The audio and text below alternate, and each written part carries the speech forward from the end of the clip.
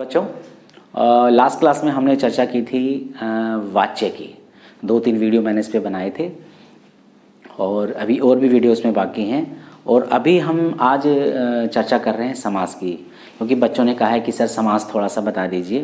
तो आज पहली वीडियो में हम समास की एक बाहरी रूपरेखा हम मिलके समझेंगे।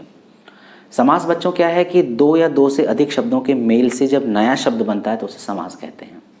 अच्छा, इसको ऐसे परिभाषित किया जा सकता है कि परस्पर संबंध रखने वाले 2 या 2 से अधिक शब्दों के मेल को समास कहते हैं। परस्पर संबंध रखने वाले 2 या 2 से अधिक शब्दों के मेल को समास कहते हैं। तो ये हमने 2 शब्द थे जो आपस में मिला दिए। एक बात यहाँ पे समझने की ये है कि यहाँ पर शब्दों का मेल हो रहा है और एक नया शब्द बन रहा है। जैसे मान लो मैंने लिखा रसोई और दूसरा लिखा मैंने घर, तो इन 2 शब्दों के मेल से एक नया शब्द बना रसोई घर।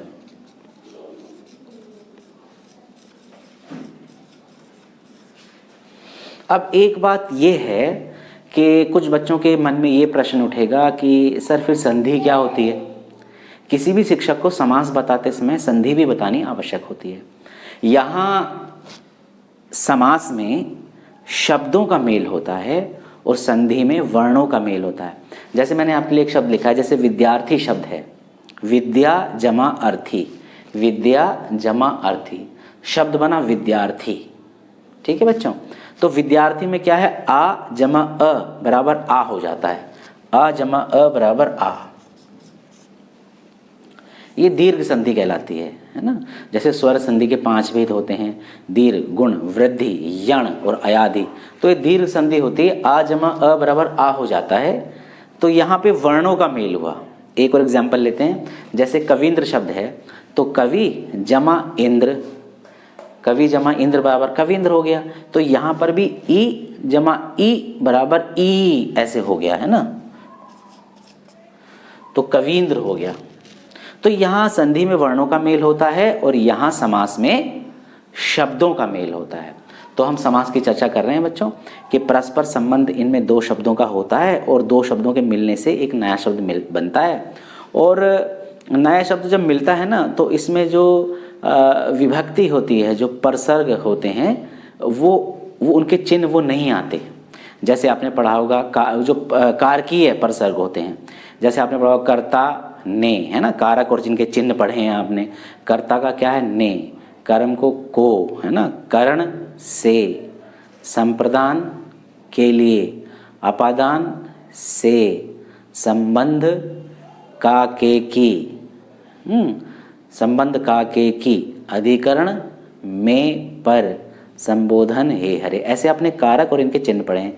तो इन चिन्हों का लोप हो जाता है जब हम समास बनाते हैं। तो अभी हमने ये सिर्फ पढ़ा कि समास में 2 शब्द मिलके समास बनता है।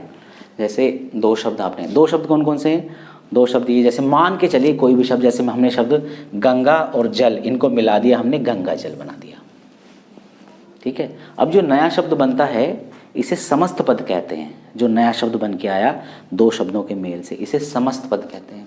जैसे एक और शब्द में उदाहरण ले रहा हूँ, जैसे एक शब्द है घुड़, दूसरा सवार, इन दोनों को हमने मिला दिया, दोनों शब्दों को, तो नया शब्द बना घुड़सवार। जो नया शब्द बनता है इसे समस्त पद कहते हैं और इसे मिलाने की क्रिया को सामासिक क्रिया कहते हैं। ठीक है बच्चों, एक बात मैंने बताई कि 2 शब्दों का मेल होता है, नया शब्द बनता है समास में। 2 शब्द बने, नया शब्द बना, और इस नए शब्द को कहते हैं समस्त पद। ये बात यहाँ तक क्लियर है। 2 शब्दों का मेल होता है। संधि में वर्णों का मेल होता है, वो अलग है, वर्ण, वहाँ पे वर्ण मिलते हैं तब एक नया शब्द बनता है। यहाँ पर शब्द मिलते हैं और एक नया शब्द बनता है। अच्छा, उसके बाद जब हम ये बनाते हैं, समस्त पद बनाते हैं, तो इस समस्त पद में 2 पद होते हैं, एक पूर्व पद और एक उत्तर पद। पूर्व माने पहला वाला, उत्तर माने बाद वाला।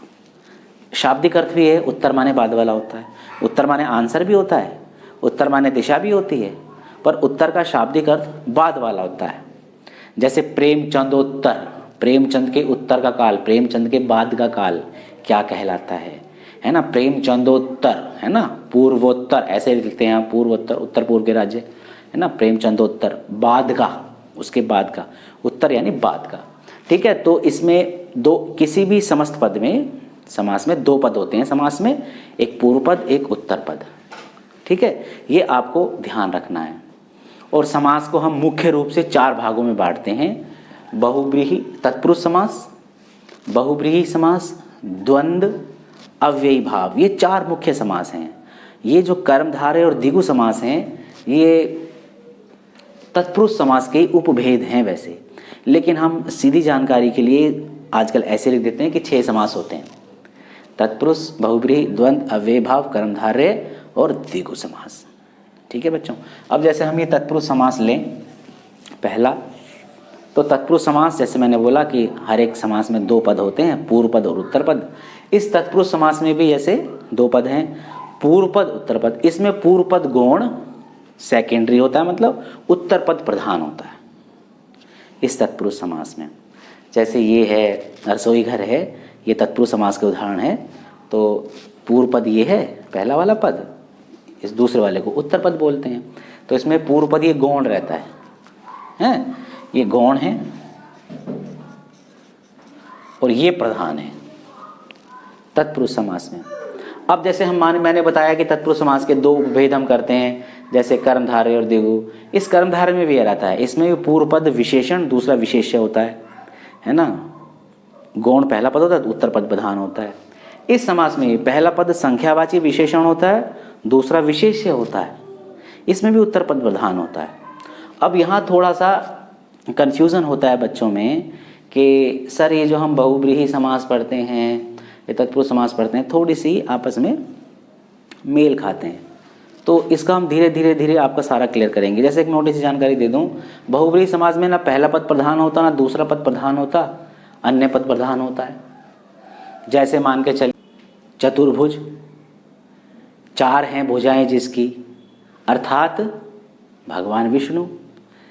जैसे एक और चक्रधर, चक्र को धारण करने वाले, अर्थात श्री कृष्ण। यहाँ पर ना पूर्व पद प्रधान है, ना उत्तर पद प्रधान है, अन्य पद प्रधान है, इसीलिए ये बहुव्रीहि समास है, ठीक है बच्चों। तो अब हम आपको मुख्य ये बात बता रहे हैं। यहाँ से आते हैं, ज़्यादा कलिष्ट नहीं करते हैं, सिंपल कि दो पद हैं। जैसे मान के चलिए दो, एक गंगा है एक जल है, आपने इन दोनों को मिला दिया तो गंगा जल बना दिया। अब एक गंगा जल हुआ समस्त पद।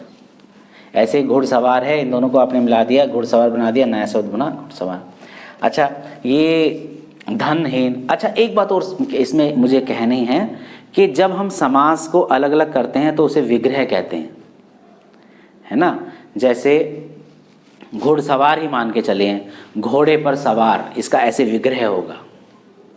घुड़सवार, इसका जब विग्रह मतलब अलग अलग करना, घोड़े पर सवार, ठीक है। गंगा जल का विग्रह क्या होगा, गंगा का जल, है ना।